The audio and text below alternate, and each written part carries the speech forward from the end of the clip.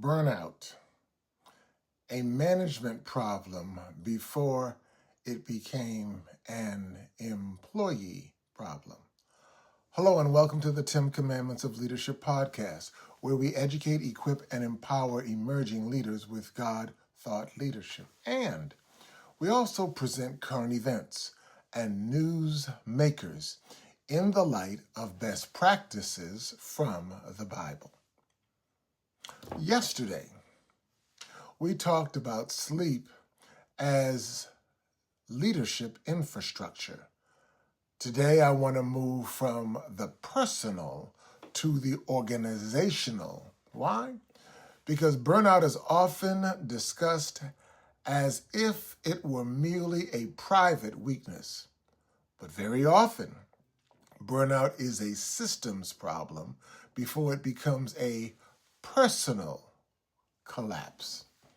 In other words, burnout does not just happen, it is frequently produced.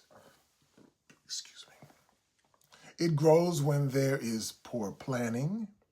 It grows when there is poor prioritization. It grows where there is chronic urgency. It grows where there are too few people carrying out too much weight for too long. It grows where leaders normalize at an unsustainable pace and then act surprised when people begin to crack. Let me say it plainly. Burnout is expensive.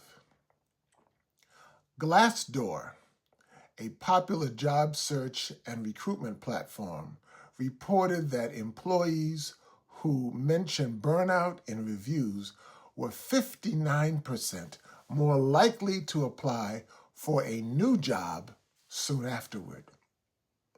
Gallup says that 42% of employee turnover is preventable, and it estimates that replacing leaders and managers can cost around 200% of salary, technical professionals around 80%, and frontline workers about 40%.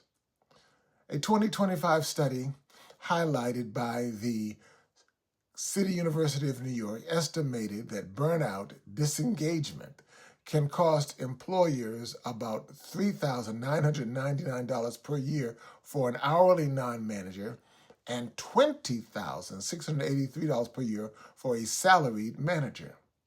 So when we talk about burnout, we are not talking about some soft side issue.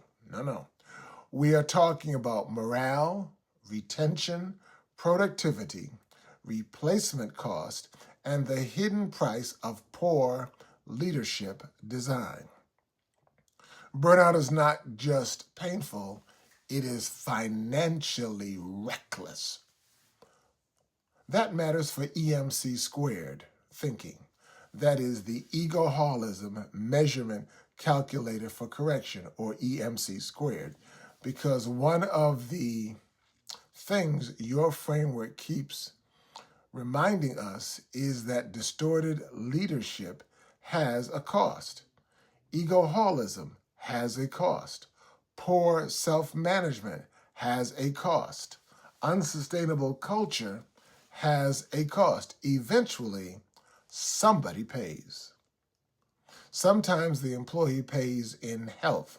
Sometimes the family pays in one's presence.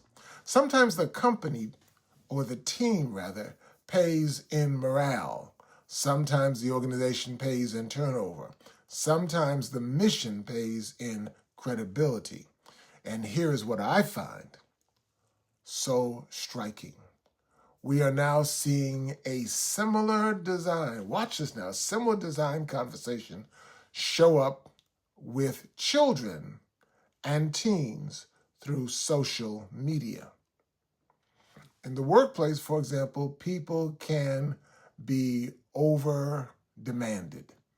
On digital platforms, kids can be over-engaged.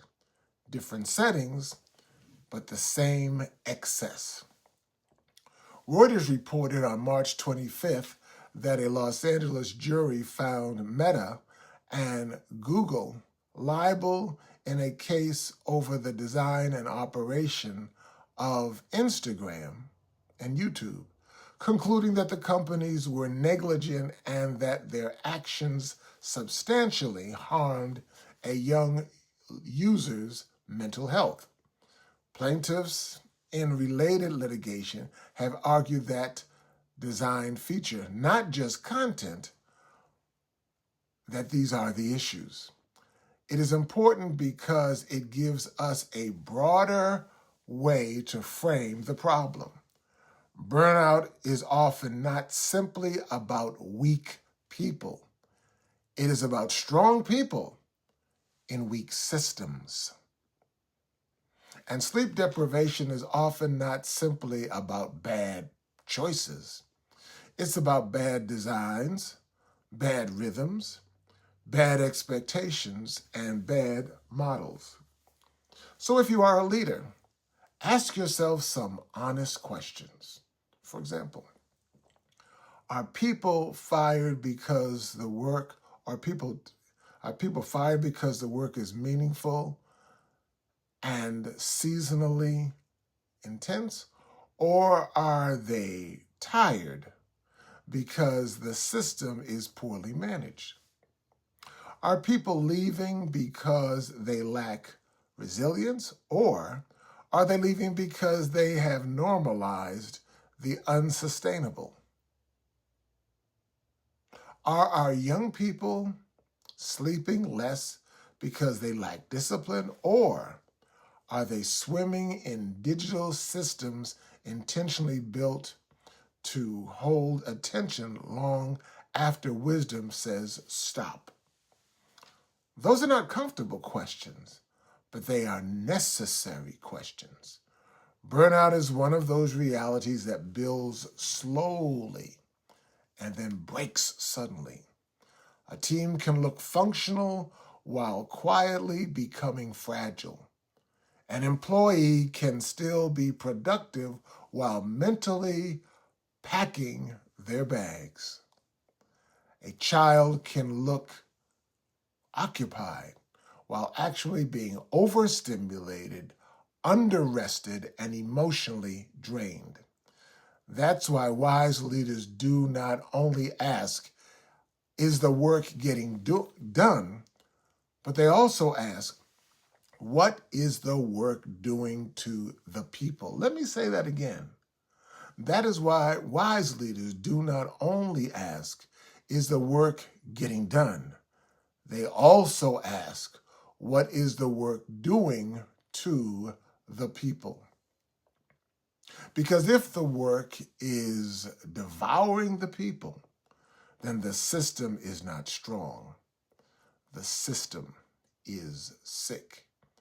And if your leadership model depends on people staying tired, staying overloaded, staying always on, and staying one email away from their breaking point, then it is not sustainable leadership.